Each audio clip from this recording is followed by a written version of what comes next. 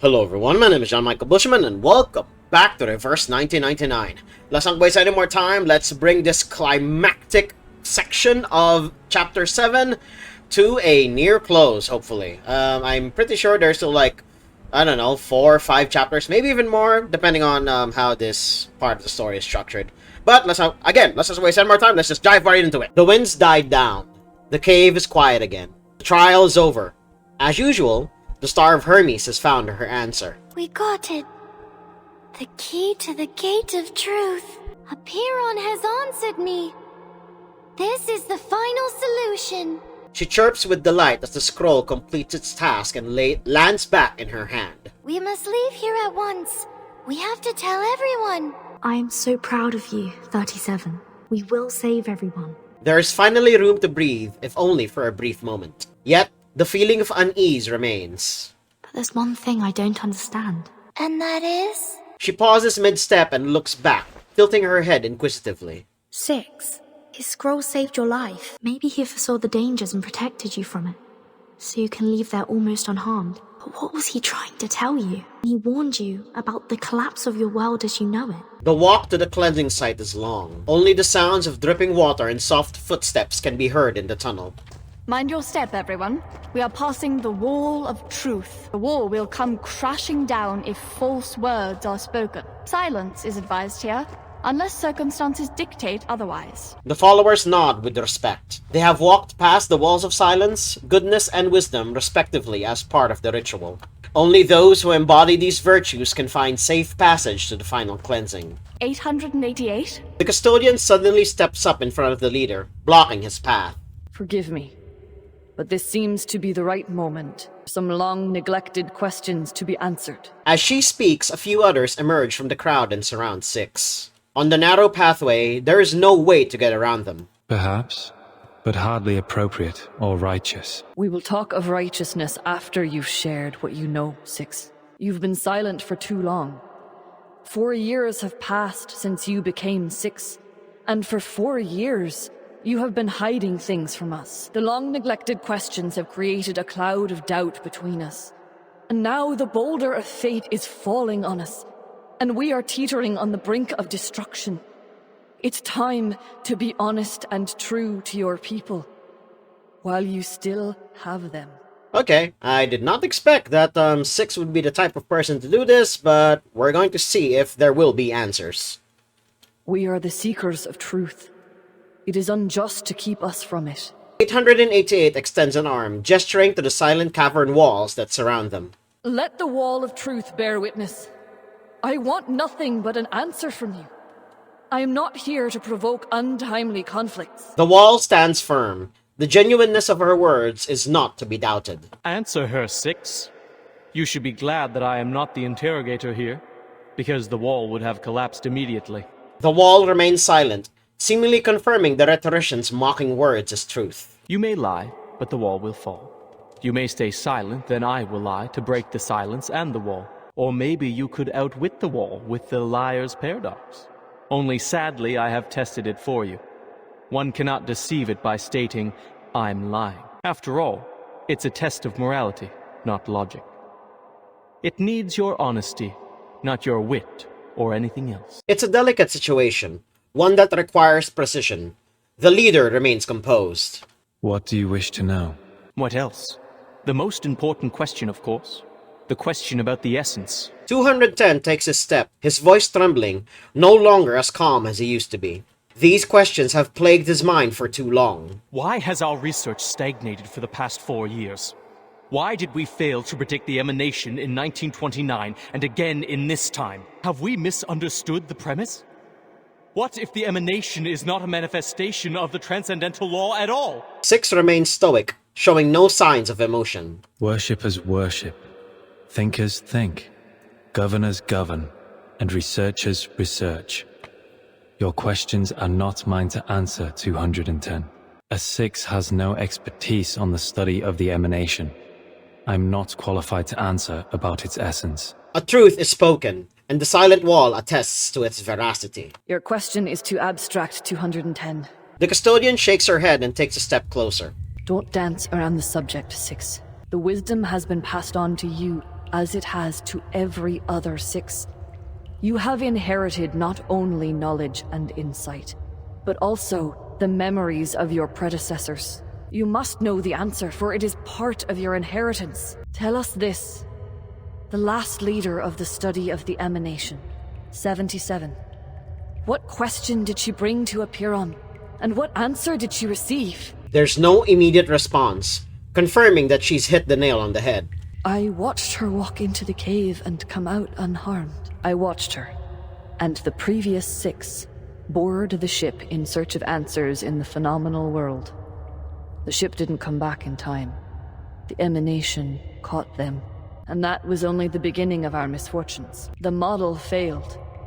Our whereabouts were revealed.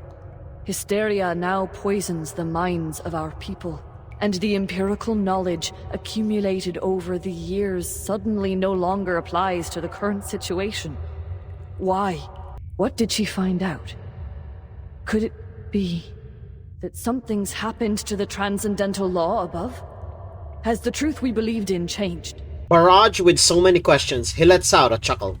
He smiles with relief, like a prisoner finally receiving his death sentence after years of waiting. It has the opposite effect on the crowd. They hold their breaths in suspense. Hippasus discovered the secrets of Root 2 and toppled Pythagoras' school of thought. The controversy surrounding Newton and infinitesimals presented a challenge to the groundwork of calculus. Russell's self-referential paradox sparked the third mathematical crisis. Though said theory was eventually perfected, the lessons on self-referentiality remained. In the end, Gödel's incompleteness theorems showed that proving or disproving everything is impossible. Therefore, absolute knowledge is unattainable. Speaking in very vague terms here, Six, so let's see what your point is. His profound sentiments echo throughout the cave. The boulder of fate will tumble down its peak, whether 37 is the one pushing it or not. Oh, okay. However hard Oedipus tried to defy destiny, his path to tragedy remained unchanged. You're talking in riddles again. She furrows her brow. However, Six gives her a small nod of respect. I should thank you for bringing the question here, 888, so I may finally speak the truth. 77 did ask about the essence of the emanation. He stands tall and looks around at the people. They're listening intently. She asked, what happened to the supreme existence? What plunged the world into madness? The answer was disorder and chaos. The wall of truth still stands. The trial left behind by ancient sages confirms his words. A deep, ominous rumble comes from the center of the island. The tremors are like the island is being shaken to its core, like a tsunami and a volcanic eruption combined. You blasted! 210 is the first to come to a realization. He lunges and grabs Six by the collar. You knew this all along! From the first day of your revelation, when you became 6! You knew that the emanation was not a manifestation of the transcendental law and patterns above, but rather a symptom of its utter disorder and chaos? And you knew that the transcendental realm of numbers was no more, and that the essence of Pneuma, the one true form we believed in, had become an ever-changing existence like the irrational numbers? Rage threatens to consume him. The rhetorician glares at the leader, who has the audacity to confirm that their fate is shattered. He almost breaks into a bitter laugh. 4 years. You kept this to yourself for 4 years. Why? Was it for a false sense of peace? To keep the island stable? Did you deceive us to prevent the realization that our research would be in vain? Six does not answer the added inquiries, for they are not within his duty. It's time to halt the bickering. Get everyone out of here now. The custodian steps in and separates them with a stern look. She then turns and begins to lead the panicked crowd to safety. Amidst the chaos, the leader lowers his eyes and reads the verses prepared for the ceremony. Pray to the gods for what you are about to do, and pray that all goes well. Once familiar with this practice, you will understand the constitution of both eternal gods and mortal men. What happened? Did they not carry out the cleansing ceremony? You will know the extent of all things, the boundaries of their entirety, and what connects them together. Whoa! What's going on? An earthquake? No, this Is the large-scale ritual on this island is undoing itself? You will see, as you should, that the nature of the universe flows in all things alike. Why? Why is our circle gone? The leader stands quiet and resolute, like a rock by the sea. Watching the fall of the heavenly transcendental, feeling the tides of change wash over everything. Thus, you will not hope for what is beyond your reach, and you will not be deceived. He rolls up the scroll and ends his reading. Pray, my friends. Pray for yourselves, and pray for everyone. Pray for all the suffering and misery around you. Reach into the unseeable darkness and pray to the unknowable supreme. Speak your hopes, for you are a finite creature yearning to transcend its own existence. The determination that once helped us overcome our insignificance and touch the light of Numa should guide us once more. In the darkness, he lights up a torch. Where are you going? To the cave. The trial is not over. The final cleansing is yet to come. There are still duties to fulfill. He trudges forward. With his back to the fearful crowd, he sets off again onto the lonely road into the long night. Here is a well-known question you must have heard. What goes on 4 legs in the morning, 2 in the afternoon, and 3 in the evening? It's so well known that no one finds it novel anymore. But please, do me a favor and answer me yourself. A human being. Correct. This is the same answer Oedipus gave to defeat Sphinx, thus becoming a hero, but also starting him on his ill-fated destiny. Raise a question, give an answer. This is the most fundamental ritual. Through this, we get nearer to God. Wait. That's a ritual? Yes, a ritual. Whether it is by pouring out wine, slaughtering a calf, or circling round a fire with a baby in your arms. It is an agreement, a question that demands an answer. Every desire has a price, whether it is paid in wine, blood, or fire. But sometimes that sacrifice is taken from you without it ever being noticed.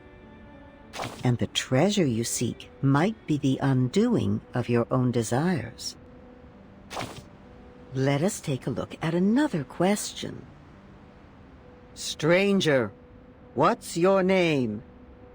Cried Polyphemus. Nobody, Odysseus answered, and it allowed him to flee the Cyclops cave, safe and sound. A human being and nobody. 2 answers that could not be more alike, yet both were bound to fate by their answer. All right, dear, time to call it a day. As for you, you'll get the answers you seek. You've already paid the price. Where am I? After a long period of darkness, clarity begins to dawn. Ahead lies a completely unfamiliar scene. The earthquake do this. I was in the cave with 37. Is the timer broken? Hey, Vertin! Here you are! A familiar shout is heard in the distance. Yeah. Come! People are waiting. The feast is going to start. Feast? Yes! Today's the big day! We're celebrating because we kicked Manus Vindicte off the island, found the key to storm immunity, and saved the Numbers people from great disaster. She jumps forward excitedly, but something cracks loudly when she lands. Wait, Regulus, you just kicked over something. What? What is it? Something for the cattle? Whoever left this here nearly tripped this great captain. Forget it. Come, Vertin! What are you still doing there? The square is alive with joy and activity. The usual silence and seriousness have been replaced by a symphony of giggles and cheers. This entire sequence does not seem to be real, so we're going to find out what the hell is going on probably shortly. The aroma of roast rabbit is thick in the air. Barrels of wine are being rolled around, and people are gathered, drinking and chatting merrily. Ah, nice wine. Did you make it yourself? Careful, Miss Lilia. Too much wine can corrupt one's body and will. Besides, you are already halfway through our stock for the year. But this drink you brought is pleasant to the nose. Coffee, you said. I have heard many things about it. Oh. Bitter. Poor guy. I was expecting more from a man of your size. That is a two-handed insult there, Lilia. Holy shit. But you're hot, so I can forgive that. She goes to a barrel to fill her cup. For God's sake, Regulus, keep an eye on your first mate here. Wow, he's so out of it right now. It appears that this apple's abstinence from the bottle will have to begin anew. Vertin, finally! I was looking for you. 37 waves from a distance, Sophia at her side, arm in arm. Hello, everyone. We have a big announcement to make. Sophia's just completed her proof and found her number. Wings flap from above. Oh, don't worry about the swallows. They're going to fetch 6 for us. He's napping in the Hall of Aperon, an excuse to not join the party. Not so fast with the announcement, 37. People will find out sooner or later. Thank you for helping us, Vertin. We wouldn't have made it without you. And I look forward to our continued collaboration with the Foundation. No. None of this makes any sense. Exactly, Vertin. Oh, enough business. People are having a party here. The pirate comes over with a platter of rabbits, smiling as if England had just won the World Cup. That is a very specific sentence. I wonder why they would write such a thing. Well, what do you say to this lovely captain who just picked up some food for you? They clumsily collide, knocking over the tray in Regulus's hand. My apologies, Regulus. I was too focused on linear regression formulas. Ah, that's all right. Wasn't me getting stuck in the kitchen roasting rabbits all day anyway. Unlimited supply of honeyed rabbits all day today! Regulus picks up the dirty clay plate and puts it aside. I heard Sophia is making her announcement today. I'm curious which number she will be. Care to wager on that? I'd say she's a multiple of 3. Then I'd say she is a multiple of 139. I have to admit, she has a good number. Number 100 times better than me. 6 and 210 put together.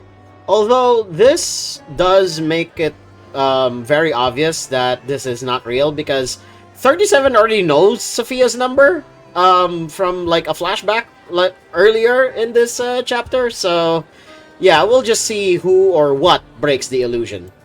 Calculating. 37 plus 6 plus 210 times 100 equals 2. Oh no. She is not 25,300. I doubt anyone could live with themselves with a number that long. A rooster crows loudly in the festive atmosphere. You haven't met before. This is a moo, my white rooster. Oh my god, I was actually half expecting a chicken to just show up on screen. Wait, what was the line there? She kneels down and gently strokes its feathers. Oh hey, that's a nice chicken. A white rooster? Alright, it's one of their tenants. Cheers and shouts fill the air as people revel in the jubilation. A Foundation employee picks up an ID from the ground. Yep, another broken tenet. An Aperon believer splits a log in half on the road, earning enthusiastic applause from the crowd. Don't cut on the main road. The tables are filled with chickpea salad and neatly sliced bread, while people use their swords to poke fires and keep them burning.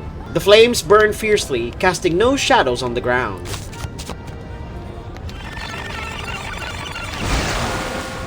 Something's not right. None of this is right. Something's happened on the island. I must still be in the cave. A churning anxiety fills the chest. The once joyful scene now takes on a surreal quality. I have to get out of here. Looks like the way we came, but it's a little different. Well, I did not expect this cut at all, so let's see where we go from here. Are they trying to take me somewhere? The way out, perhaps? Maybe. Okay, we click it. An ethereal scorn permeates the air. There's no option but to continue on.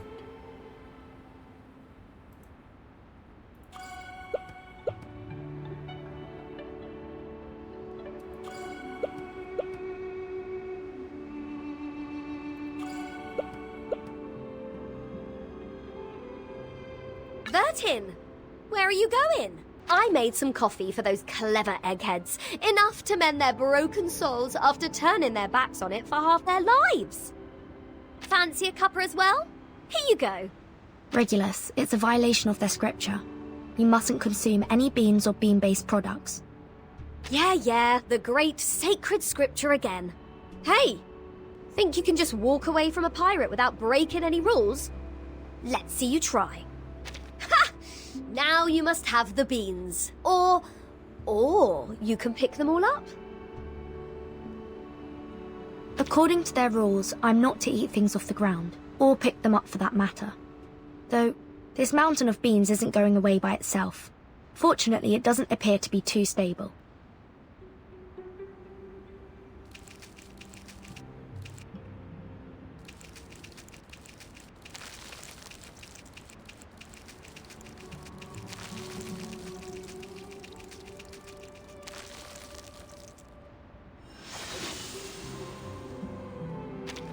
An illusion of a coffee bean mountain like this is almost as cliché as a pirate with a hook for a hand. Something like this could never hold up to skepticism. Mankind is slow in learning new ideas. They need new information to be explained in simple terms, using examples and analogies, or reduced to its most basic symbols and generalizations. Eventually, once they've gotten used to the formulas and outlines, they may just see below the surface and find the deeper essence waiting there. What about you? What do you think is your essence? Are you any more significant than a pile of coffee beans? My thought. Ah, the mind, the soul. But do they really exist? A thirsty animal thinks of water and seeks out a clear spring. Hunger pangs tell the cheetah to seek its prey. The fear of isolation tells the flamingo to seek the safety of her flock. Every action we have ever taken was prompted by a natural impulse. Sparks of electric current that can be tracked, observed, predicted. Perhaps our thoughts, desires, and our minds are only the sum of these minute reactions of cause and effect.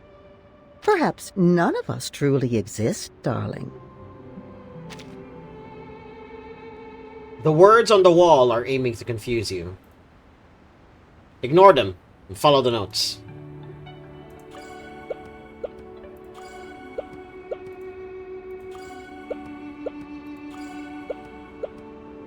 Vertin, where are you going?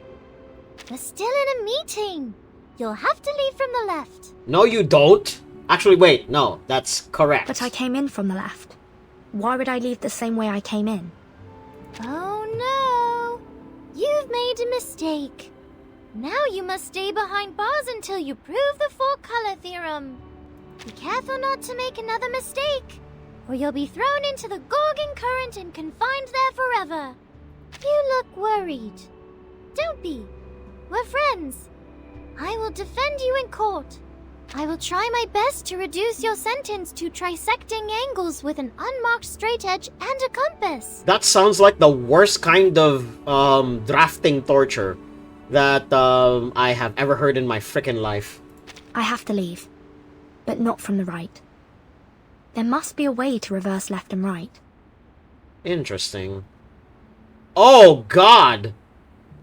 A way to reverse left and right. Well, there you go. That threw me for a loop there for a bit. But these are interesting puzzles. So then left or right can be reversed as easily as changing your frame of reference. How can we hold people responsible for their actions when we use such malleable definitions? We lead our lives according to these strict rules. Rules that are always changing definitions. It's too much for this old brain of mine. Why not simplify our definitions? To learn about the world like we were kids once more. Let's begin with math. Could it be as mutable as left and right? Could there be a hidden integer between 3 and 4? Is 1 always 1? Or is it just our frame of reference? The truth will endure. But where is it then, this everlasting truth? Have you ever seen it? Have you basked in its radiance before? Maybe the shadows on the cave wall are our true reality. Maybe the sun is just another prop in our shadow theater. What if the people who chose to stay in the cave were the ones who were truly wise? Be careful what you hold to be true, darling.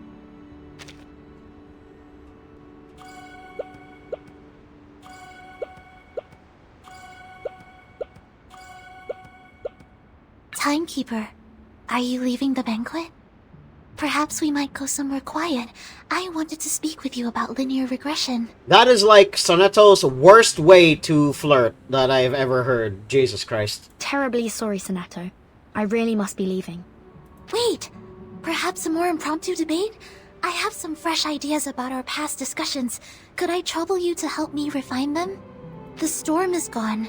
We have time to enjoy life again. You don't have to keep checking your watch or your task list anymore.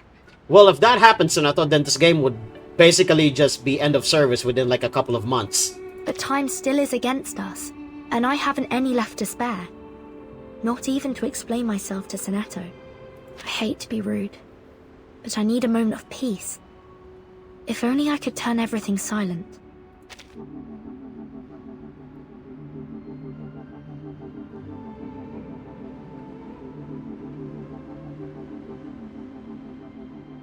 This is such a unique puzzle, by the way.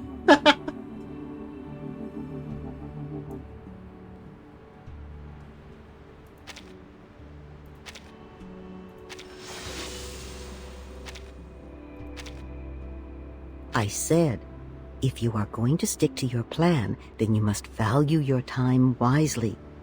Don't get caught up in idle conversation. Be firm in your determination, but careful not to go too far. Otherwise, your silence may be taken as a slight. And should they retaliate, what then? That's no peace, but a silent war. And peace will not return until one side concedes, even if they are blameless. Doesn't that seem unfair?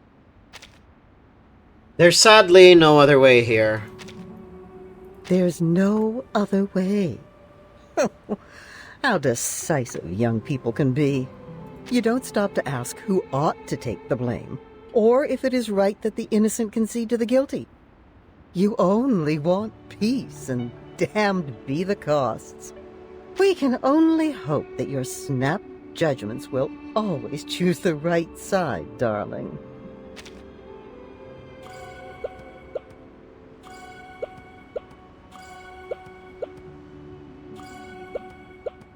Oh, you're still here, Vertin. I thought you had disappeared completely. I was hoping I might talk to you about my number. So sorry, but I really do have to leave now. Please. I think you may be the only one that can help. It won't take you long. What the fuck? You're making me solve a mathematical equation? Enter the answer calculated on the left into the rectangle. Well, shit.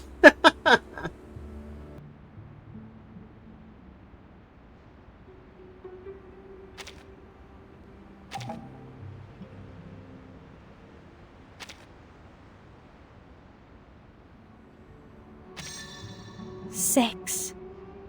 A perfect number. But it isn't my number. Let's try again. Reset the calculation for me. Back to 0. Put an asterisk and 0 and we can continue.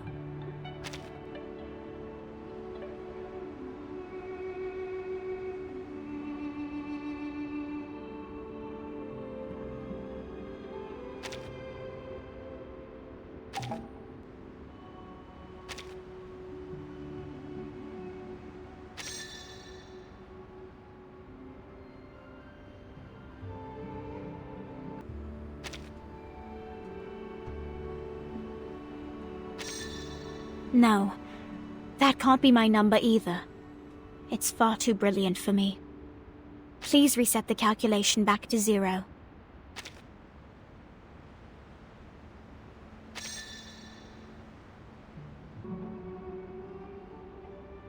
Okay, so a small update here.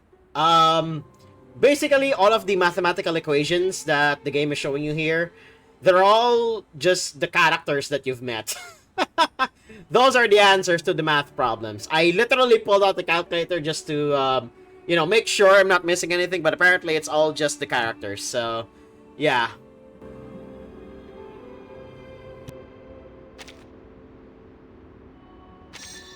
$2.10. I know 37 isn't a fan. Still, I would be honored to have an integer like that as my number. Let's try it one more time. I have a feeling that together we can find the right number for me.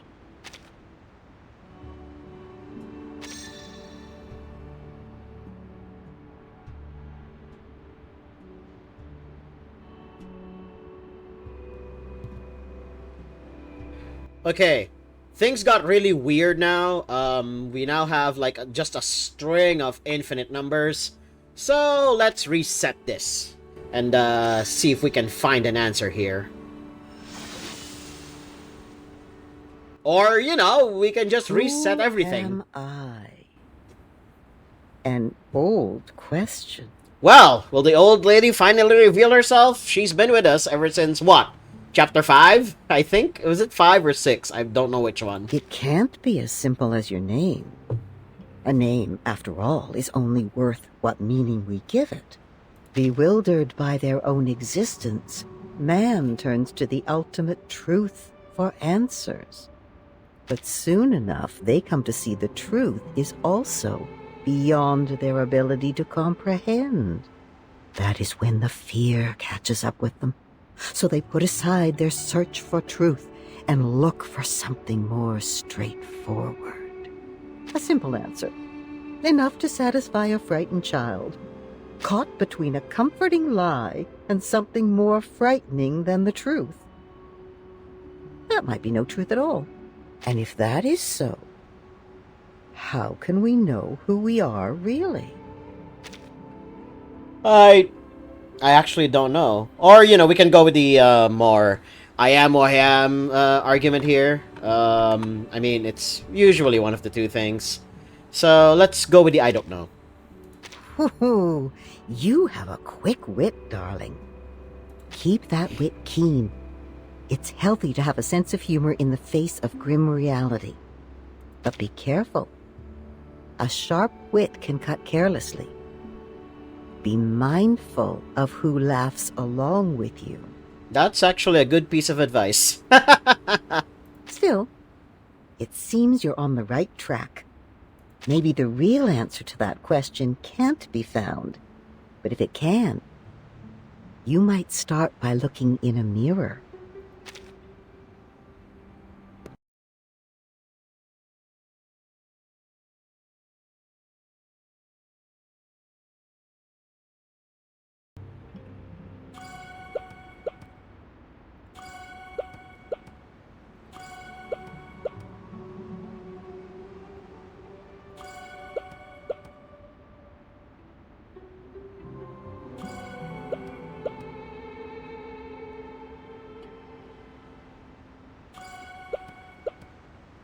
The trial is nearing its end, and the world under light lies ahead.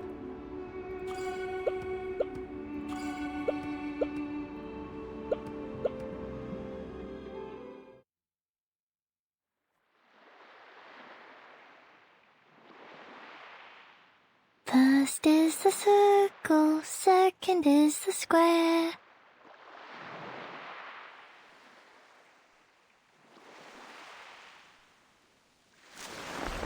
$37?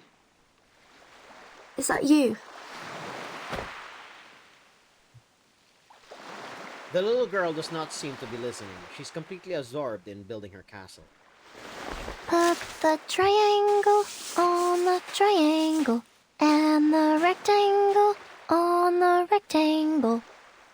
Perfect! As things should be.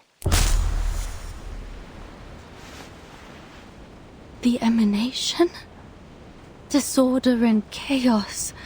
Oh, so we're at the moment where 77 realizes the truth of the universe.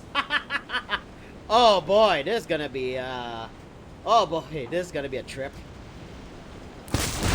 This can't be. This isn't right. How ugly. How inelegant. How could this be the revelation from the patterns of the transcendental law above? How could such a terrible answer fall on my ears? I can't tell the others about this. There must be a mistake. I need proof. I have to go out there.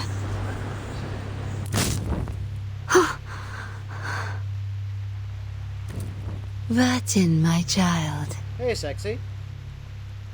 Are you here to partake in sand play as well? No matter how oft we arrange them, the sight of them never grows stale. Alas,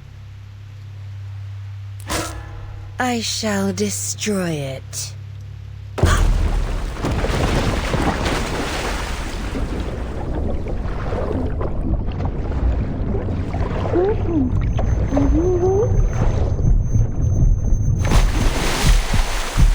Consciousness is snapped back to reality. The surroundings have reverted to the rocky walls, still enclosed within the cave. 37 stands with her head tilted, looking curious. I think I had a terrible dream. What did you dream? Regulus claimed Six's throne and declared this the rock and roll empire of irrational numbers. She took out a jar of coffee beans and stuffed one into my mouth. 37 shakes her head hard, as if trying to rid her mind of the horrific scene.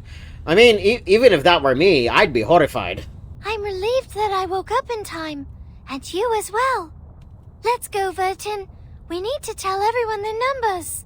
She chirps, her face lighting up with delight, finally free from the long nightmare. A beam of daylight appears before them. The lengthy trial has finally come to an end. Do you hear that? So many people out there. Must be Sophia here to pick me up. I told her she can wait for me outside. There may be good or bad news, depending on what the game shows us. Sophia! The girl runs happily toward the light, like a young swallow swooping out of sight. Wait, 37. Gotta catch up. Gotta leave this place at once. Must share the findings here with the others. And the light of day comes into view.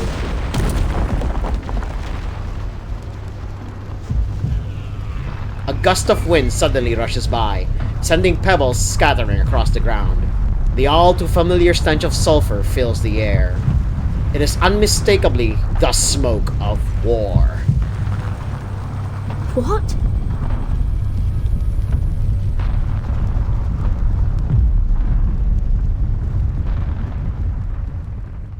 Mom, when will they give us the order to attack? So, we were just jumped from the island, just being bombed. That was like the previous scene that we got before we were just, plopped into the political situation of the island.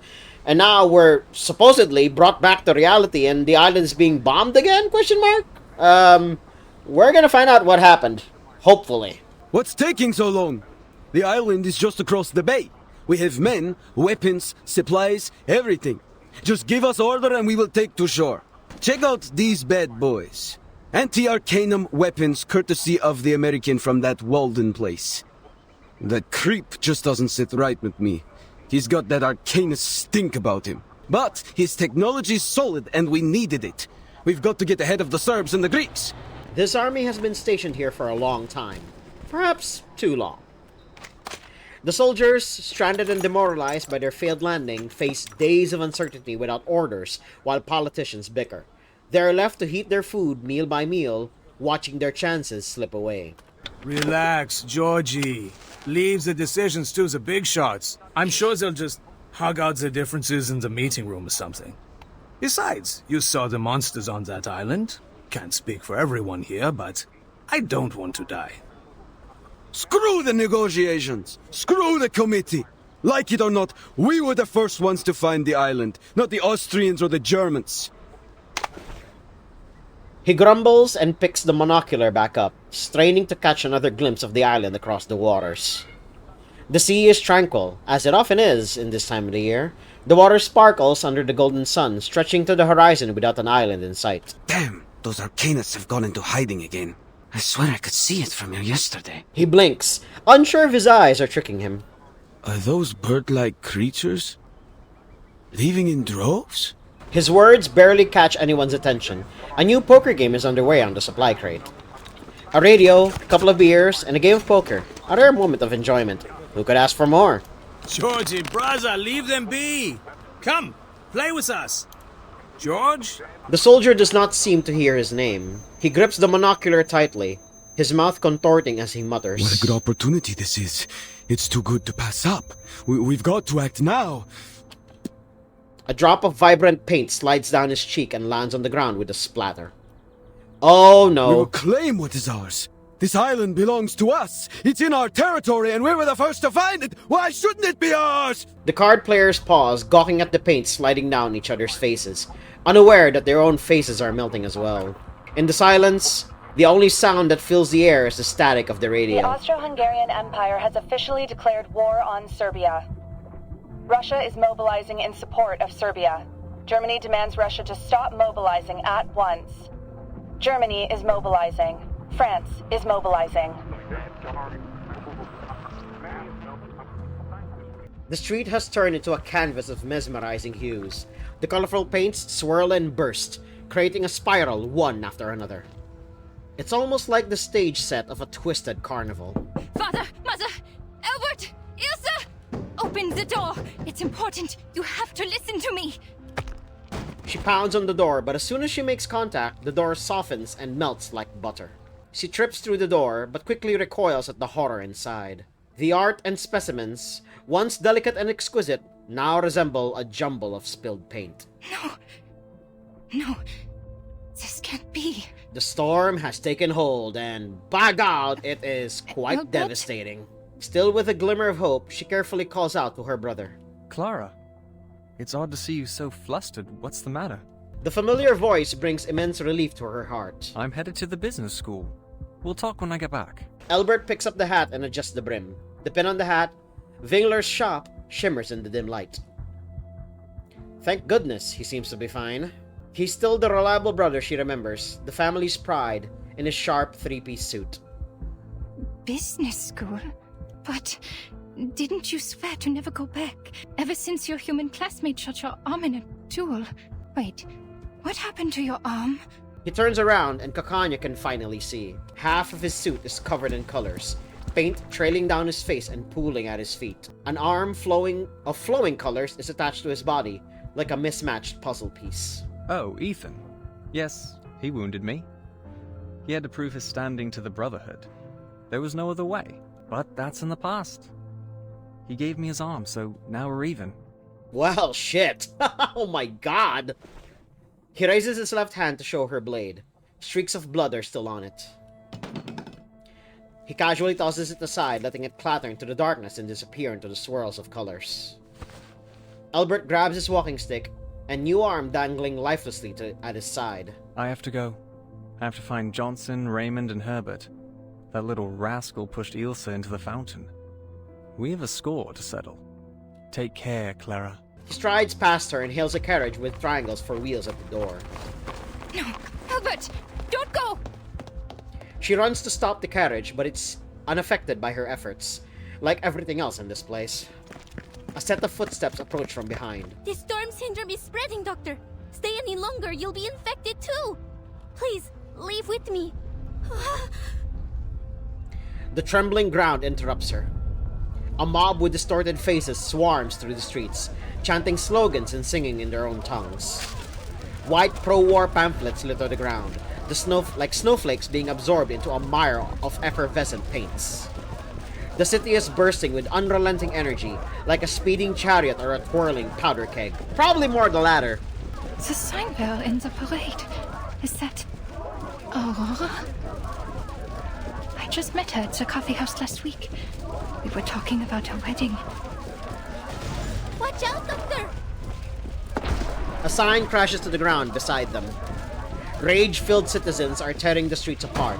Even the handles of roadside benches are yanked off and made into a weapon. The fervent protest consumes all who come across it, forcing them to participate with no option to decline. This is bad. They have lost their minds. This way, Doctor. We have to get out of here. This way, Doctor. We have to go back to your clinic. The Special Operations Squad will meet us there. The young investigator holds the doctor's hand, determined to do her duty. But the doctor halts her steps and droops her head, looking dejected. Marcus, you once said that there was another way to make things right, and then you did your part, as I did mine. But now, after all that's happened, please tell me, what's the point of us trying? Will we save them in time? Is there any chance that we can turn things around? She struggles to hold back a sob. The roaring crowd fades into the distance, and the ring road of yesterday is now but a distant memory, never to be relived. The ritual you acquired, the one you said could save everyone. Is it working now? Let me in. Now we're back in Laplace. The floor in Laplace's corridor has lost its clean, silvery sheen. Dawkins and his slobbering muds certainly played a major role in the destruction. The guards used every cleaning orb in their inventories to restore even a hint of its original glory. A pair of angry feet stomp across the floor, ignoring their colleagues' attempts to stop them. Enigma adds more muddy footprints without hesitation. I have just one question. Why hasn't the project stopped yet? His outcry elicits a reaction. The door to the director's office flings open, and an angry figure storms out. Adler Hoffman, you have been removed from the team. You're not authorized to be here. You have violated the LSCC safety management regulations? I brought them with me. You're welcome. He throws the hefty manual right onto his former lead's face. If you cared about the regulations as much as you claim, you'd know that none of what's happening aligns with its guidelines. Even the head of Laplace has no authority to continue the experiment under these circumstances. Before he can continue, his ex-leader sharply cuts him off. Get out of my face, Adler. I don't have time for this. We're in a state of war. Every participant has signed an informed consent form. If you are not part of this project, please leave immediately. We only have 18 hours until the storm. This is it. The first time we've made such a breakthrough in all 9 storms. Your sister gave up her life to take us this far. I hope you don't need me to remind you that. Adler Hoffman is abruptly silent. A fiery rage ignites in his hazel eyes. A deafening void engulfs the space as Ulrich realizes his verbal blunder. Yes, she made the ultimate sacrifice, hoping that it would lead to a breakthrough. But instead, death continues to rise. How can you let this go on?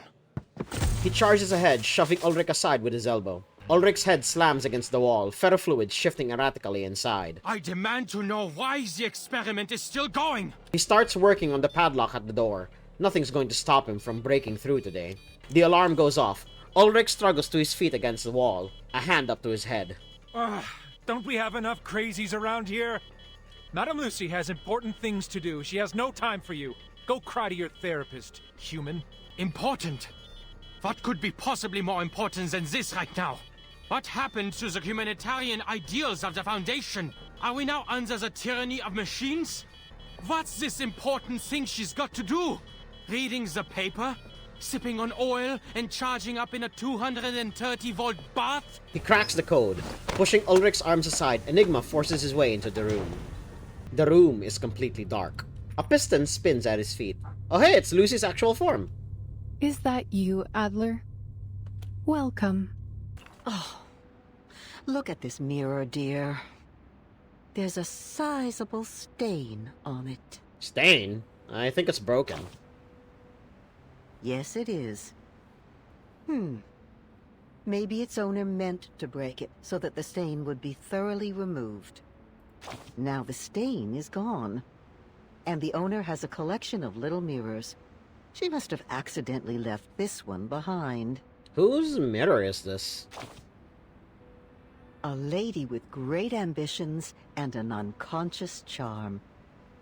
A lady who wishes to make the rest of the world accept who she is, and has suggested that many others join her way of thinking. Her brother, on the contrary, hopes to be taken in. In his attempt to act like everyone else, he lost an arm in a duel. If you ask me, dear, I'd say they're very alike. Equally lonely. The brother and sister are a mirror image of each other. She's often repulsed by the sight of him, unable to reconcile herself with all that he reminds her of.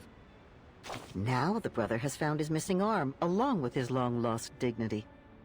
The surgery that the sister had been hoping would be done on this world has finally started. But all of a sudden, she's terrified of the incisions.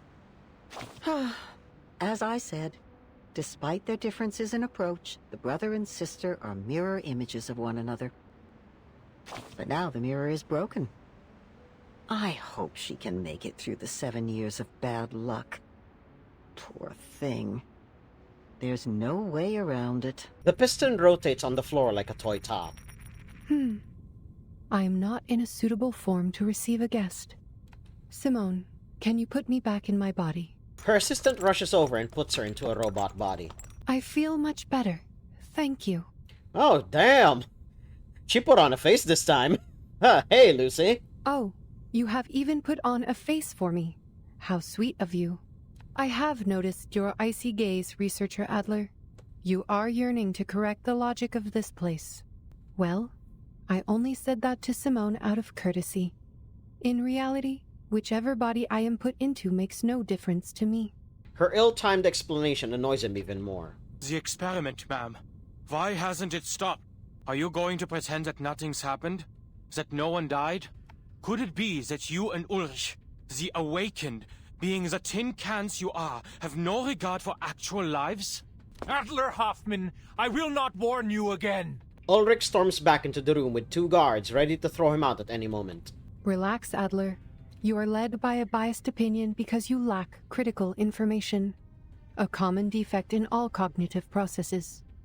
I believe you will shift to a more rational perspective once you receive sufficient information on the subject. A more rational perspective? The human, known for his logical thinking, responds with an overwhelming amount of feeling. We are humans, not machines. We are not expendable parts. I have plenty of reasons to question your decisions. Your excessive insistence on this experiment could be a sign of uncontrollable behavior, a trait commonly seen in arcanists. The experiment has been cancelled everywhere, except for this very room. The robot flashes a smile, as if anticipating the man to be pleased with her response. As you and Researcher Medicine Pocket have said, the ritual is beyond the limits of almost everyone here. The side effects will kill them before the ritual can even take effect. The first wave was inevitable. Dora had pressed send before she disintegrated. We only managed to halt the subsequent transmissions and evacuate the unaffiliated staff. We kept only a few arcanists on the team, and each has signed the consent form. Mutual consent. That bloody form again. Forgive me, ma'am, but I have to use your argument against you. You too are guided by a biased opinion. An overly optimistic one. Because you have failed to properly assess the risks involved. We have suffered enough misfortunes just by uttering a few syllables of the incantation. We've talked about the limit of things before. You should know better and ask the rest of the team to quit the experiment. Your insistence will only bring calamity upon calamity on our people for nothing. The researcher fights to stay calm, reiterating his views he had already shouted in the hallway. Ulrich begins to retort, but the director simply nods in agreement. You might be right. But how is being right going to help us? She grins. She grins, trying for a warm, gentle smile, but it comes across as anything but. Enigma despised that face. Every time she tried to show a hint of humanity, it only served to highlight how different she was from everyone else. You spoke of the limit, and I am surprised that it is you who brought it up. Enigma pauses for a second, not sure if she's being sarcastic. The physical appearance of humans has remained relatively unchanged since the Neolithic era, but their thoughts and civilization continued to evolve and underwent significant transformations. The achievements that humanity enjoys today were not given to the species by any one person with godlike powers, but were the result of the collective efforts of all human beings. Limits and boundaries must be pushed, or there would never have been room for development. There is no reason to believe that the limit cannot be challenged, especially when we already have the tools to do so. We must make progress happen. Grandiose lies. Lies? Ah, crap. Forgot about her excellent hearing. We have no choice but to go beyond that limit. If we do not break away from the storm, there is no future for us, let alone progress. We need to first determine all the side effects as a priority. This important step will help us compile data and eliminate the effects so our colleagues can use the ritual safely. And who will try it this time, Madam Lucy? You're not going to test the side effects as the cost of lives, are you? No. Thanks to Ulrich, we stumbled upon a breakthrough. You are right. It is time to send the other arcanists home. Only the awakened are needed here.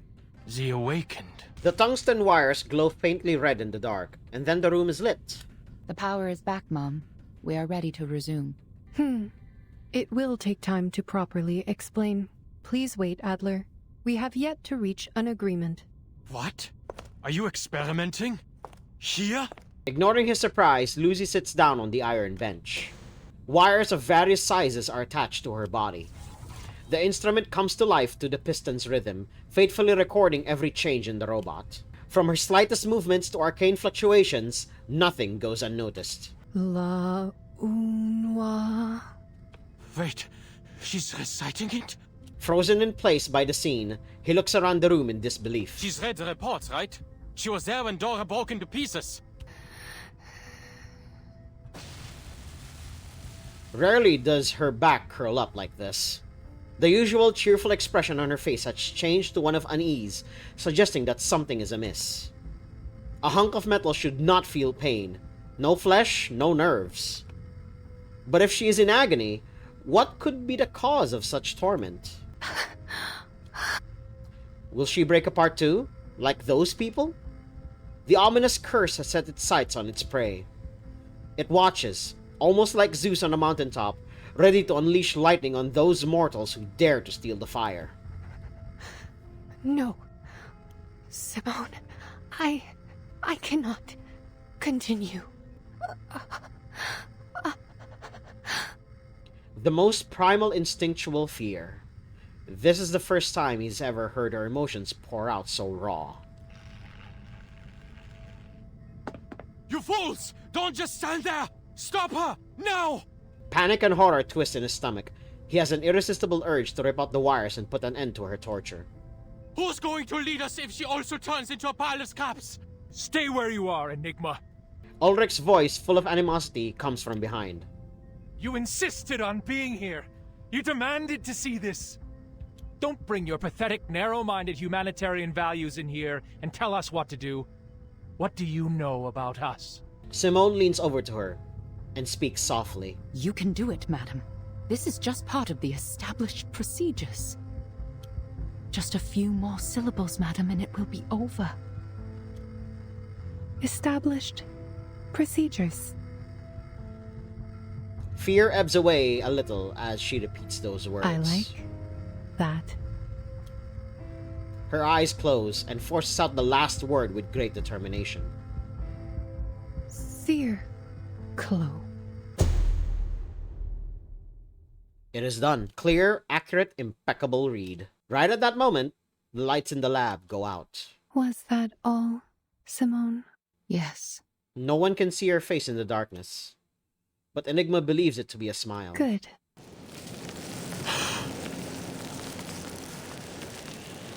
A gust of sand rises in the room. Without warning and out of nowhere, it screams through the enclosed darkness. The raging storm engulfs the robot's cold metal body, carrying her away with great force. When the sand subsides, all that remains is an old piston, clattering to the ground.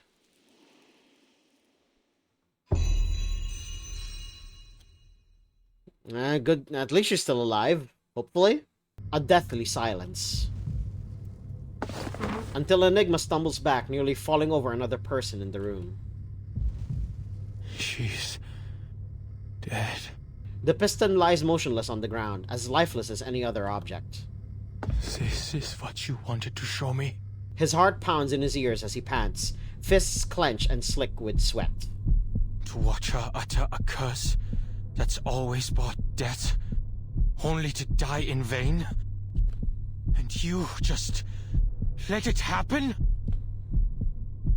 Ulrich looks at him, his voice poised and ready. Calm down. Calm down. She's dead right there. You murderer. We have already repeated this experiment many times. Enigma is in disbelief. Many times? What? You've sent people to their deaths over and over again? The ferrofluid flows again, forming a shape that Enigma can only interpret as disdain. Look at you, Adler, peeing your pants over a curse. The human boy is so scared that he forgot to ask the crucial question. Did the ritual work? But what do you mean? The curse. The side effect killed her. The experiment failed. Is that not what happened? No. Triggering the curse and failure are two separate things. I was the first one to recite the incantation, way before Dora. When I read it aloud, it worked. I felt the warmth of a miraculous blessing on my head. Soft, light as a feather. I told Madame Lucy right away, but as soon as she left the room, the curse hit me, and I began to liquefy. There was no one else in the room. My liquid form had become too insubstantial to push the help button. A long darkness followed. After that, I woke up again in my original primitive form. The way I first came into this world. Original primitive form? The ferrofluid pulsates, which in Ulrich's body language is a nod. Unlike humans, the awakened have neither flesh nor nerves. We are pieces of consciousness, echoes of a primordial melody that just happen to reside in material objects by chance. With a mind and a body combined, we could talk, learn, think like you do, and perform the experiment and endure the side effects. And this curse, for some reason, cannot affect the primal consciousness that caused our awakening in the first place. While human minds dissipate when their tangible bodies are destroyed, our minds reawaken regardless of the changes and destruction of our external bodies. Of course, this was an assumption based on idealized circumstances, and I needed another awakened being who could awaken in different bodies to confirm my theory. That is why I sought out Madame Lucy for cross-verification. The results? Yes, it was an assumption. You said it yourself. You came back to life this time. But what about the next? Nothing is for sure in Arcanum. What if she never wakes up again? What if she dies for good? He swats Enigma's hand away. We know what we are doing, human. Stay out of this. Only the awakened can carry out the experiment. So we must proceed. This has nothing to do with race. It is a sense of duty that every researcher should have possessed when they chose this path. We have to go beyond the limit. Not out of madness, but out of rationality. Silence fills the room, like the beginning of time where there was no sound to be heard. Then slowly, the piston starts to spin. We seem to have replicated effect number 2. And 117 of the Coleman Lab's protective rituals were proven ineffective. Write it down, Simone. This is the 4th time we have seen it. Also, number 45 and 69 are related to it. We need to speed up. This is too slow. The lights are back on again, and the piston is placed into a new body.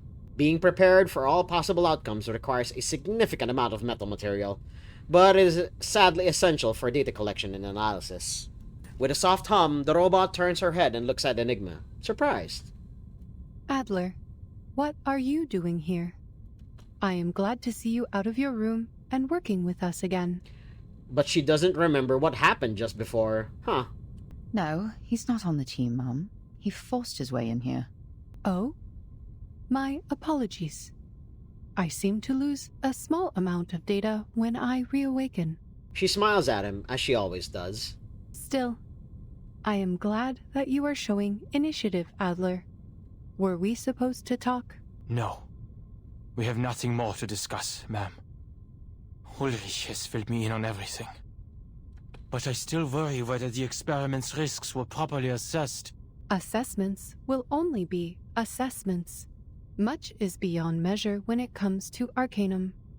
Perhaps faith, plays a more important role here. Enigma is caught off guard by her words. I'm surprised it is you talking about faith, ma'am. Yeah, weird coming from a robot like her. It seems we both have the ability to surprise each other. Well, not really a robot, a sentient, like, car engine piston. As they speak, the robot strolls over to her chair and sits back down. Holy shit, You are right. Hold it. Assessments. Hold it. This is a hot as fuck pose. Holy shit. Print screen. There we go. It allows us to know the probabilities of success and failure based on established facts and past experience. But when we find ourselves in uncharted darkness, with no information or past experience to guide us, how are assessments going to help us? She ponders and stares into the void. Perhaps the experiment did fry some circuits. She's more sentimental than usual. The only thing we have in such darkness is the unwavering faith to move forward. When the first steam engine whistled, I awoke into this world. At the beginning of this new life, my circuits were charged with a singular primal desire to progress. In the midst of that never-ending whistle, I have watched man build the towers of science and knowledge, and I have watched them unleash chaos and destruction. Lucy just, dumping her entire backstory here. You too have been lost and deterred, but your engines of progress have never stopped churning. Always move forward, no matter the destination you told yourselves, until the storm brought everything to a standstill. But this is just a small setback. We are only back to the beginning where we stumble blindly, and this time, I happen to have a cane. She gives him a tender smile. No need to worry about me. I will not shut down as long as there is still hope for progress. We have wasted a bit of time on data recovery. Come, Simone. Let us begin the next experiment. I hope to dissolve into paste this time, so we can easily handle it with a Coleman's ritual of transformation. The human researcher knows it'd be inappropriate for him to stay here any longer. Gritting his teeth, he moves toward the door, trying his best to leave the horrific scene behind him. Someone is waiting for him by the door, though. Seen enough? We know what we are doing, and you are of no help here. It's been the same old story in this place for the past 8 years. When your faith crumbled during the storm, it was us who took over the place and cleaned up after you. It was us who got things back up and running, put coals in the hearth, and blazed a trail when everyone was lost in the dark. I know you may not understand the intricacies of the Arcanum, but please, show some basic respect for our efforts. Will you do the experiments yourself, Ulrich? Of course. I am not some emotional, unhelpful little punk.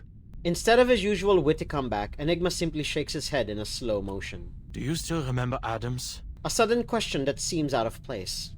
The ferrofluid quivers. The name seems to unearth some memories that have been buried for 8 long years in the confines of this institution. Adams. Roman. Adolf. Sylvia. Albert. Louise. Those who were taken from us by the rain. Melvin. Francis. Caroline. Leopold. They volunteered for the field, but we never heard from them again. Now we have Dora, Richard, Dawkins, and Victor on the list. Life has a wicked sense of humor. My mentor, my classmates, my colleagues. Each of them deserved to live more than me. But they're all gone now. There's only me talking to you. Alive. Useless. Am I going to see your names on that list too, Ulrich? In this rare moment, he lowers his head. But soon, he raises his arms and slaps the man hard on the back. Spare me the feelings, human. Though I will take back my sarcastic jabs at you, it is not something a leader should do. Madame Lucy talked to me about the importance of teamwork. He awkwardly pats the human on the shoulder, a clumsy attempt at friendliness. Go back to your room, Adler. The arcanists will take over from here. Until we get the results, you won't be needed here. Enigma heaves a breath. I will say this, Ulrich. If you survive the experiments, Alarmed by the opening words, Ulrich instinctively turns down his receiver to avoid hearing anything too warm. That would be more painful than suffering through the 100 experiments side effects. Yeah. I will submit the sincerest application to never be on the same team as you again. So neither of us will have to worry about teamwork. How's that sound? A curve that almost resembles a smile appears on his face. I will wait for that application, Adler. Now roll up your sleeves and clear your mind. This is not the time to grieve. If human reasoning and arcane knowledge are not enough on their own, perhaps a combination can solve this problem. The lab door is in shambles, its metal plate barely hanging on. A wooden sign reading "Keep Out" sways precariously, covered in bite marks and scratches. Enigma takes a moment before finally knocking on the door. A voice answers from within. Who's there? Adler Hoffman from the cryptography team. Is Medicine Pocket in? Oh, dear God. I heard that they wrote a paper on the linear correlation between the purity of an arcanist bloodline and their power. Can I get some more details on the research? The door creaks open to reveal a youthful face, but she's not the genius he is looking for. The lab technician looks at him through her glasses and hesitates a little. The paper is here. Help yourself. Sorry about the stains on it. I just took it out of the trash. Well, that's, Medpoc being Medpoc, I guess. If you're looking for Medicine Pocket, I'm afraid they just left. Left? To where? There is a subtle conflict on her face, torn between covering for her colleague and following the rules. It is more than enough for him to catch on. They left the building? Hasn't the countdown already begun?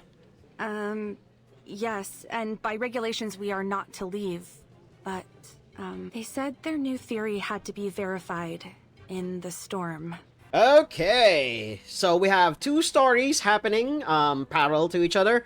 We have Vertin and her team trying to escape the island as the storm is reaching its like climactic crescendo. Similarly, Marcus and Kakanya are also trying to find shelter amidst the storm. And then here in the headquarters of Laplace, we have people trying to find the immunity to said storm. This is a lot of information to take in, but yeah, we are hopefully going to reach the end of this saga very soon, if the other chapters are of any indication. In the next upload of this series, we're going to see the conclusion to this chapter. So, if you guys want to see that and you want to see more, hit like, comment, subscribe, and share this among your friends. And until next time, toodles!